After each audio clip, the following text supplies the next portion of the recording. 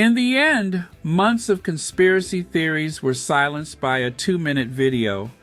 After a strict media embargo, on Friday at 6 p.m., Kensington Palace released the statement recorded personally by Catherine, Princess of Wales.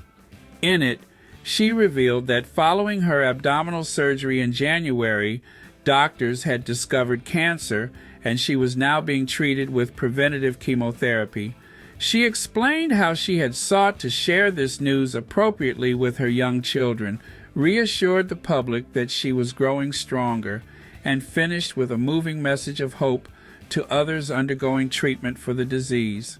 It would once have been unthinkable for members of the royal family to share details of their medical conditions, and yet this seemed like the least extraordinary aspect of the video. The closest comparison is perhaps 1997, following the death of Diana, Princess of Wales, when public and media disquiet effectively forced the Queen to address the nation. Commentators have been divided on whether Kensington Palace was similarly forced into the statement as a result of mounting public pressure, or if Kate would always have explained the details of her condition and was choosing a moment, the beginning of her children's Easter holidays, that suited her. Either way, the intense public and media pressure was undeniable. That tells its own story. In 1997, the public could only make its views known through opinion polls, mass gatherings, direct interventions such as vox pops or letters, and ultimately through its arbiters in the press. Social media has upended that framework. Newspapers now follow the internet's lead.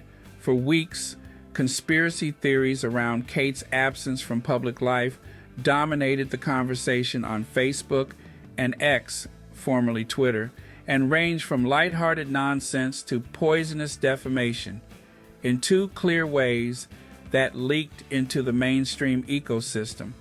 The first surrounded the Mother's Day photograph on the 10th of March, presumably released by Kensington Palace to reassure people that Kate was happy and well, surrounded by her family. UK media outlets published the image as issued and only began discussing the edits made to it after analyses began to trend on social media. That was followed by kill notices issued by multiple international press agencies, effectively declaring the photograph unfit to be used, a damaging rebuke to Kensington Palace and its credibility. That in turn led to a highly unusual tweet signed by Kate herself, in which she apologized and claimed responsibility for editing the picture as an amateur photographer.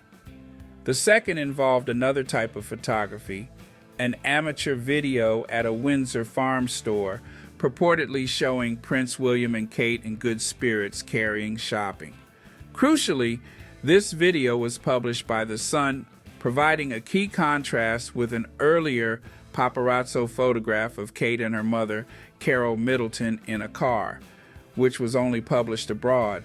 Some commentators questioned whether Kensington Palace had tacitly approved the video's publication. Even more significantly, however, some mainstream journalists, notably Rachel Johnson in the Evening Standard, questioned or openly doubted whether the woman was really Kate at all. This might, once again, have demonstrated an example of social media conspiracy spilling into the mainstream, or, more troubling for Kensington Palace, a new dent in the armor of deference which still pertains to William and Kate in a manner that long ago escaped Prince Harry and Meghan Markle. This notion of deference is important. In some ways, things have not significantly changed since 1936, when American newspapers openly discussed King Edward's relationship with Wallis Simpson, and the British media remained entirely silent. Foreign media has aired theories about Kate that would not have been touched here. There still exists in Britain a culture either of widely known open secrets or of journalists hoarding information about the royal family and either dropping small public breadcrumbs or remaining entirely silent. In some ways, that is legitimate. Members of the royal family are human beings with the right to a private life, but they are also public figures with, crucially, public and constitutional roles. This feeds into the most fundamental tension in our modern monarchy, the codependence of members of the royal family and the royal press pack. William and Kate are considered positive assets by both the tabloid media and the monarchy itself. The press treatment of them is a far cry from the hounding of both William's parents in the 1990s. That is a product of multiple factors: a change in tabloid and paparazzi culture, the fact William and Kate have not yet been publicly linked to a tabloid-friendly scandal, and because the couple cooperates. The media knows that the royal family sells newspapers and seeks access. The royal family knows that the media sustains both public support for the monarchy and people's appetite for information about it and seeks positive coverage. Underlying both anxious institutions is the British public, on whose patronage both depend.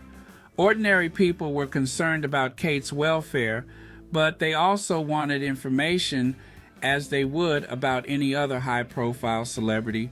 Kate, in turn, was entitled to privacy as an ordinary human being, but will also one day be queen.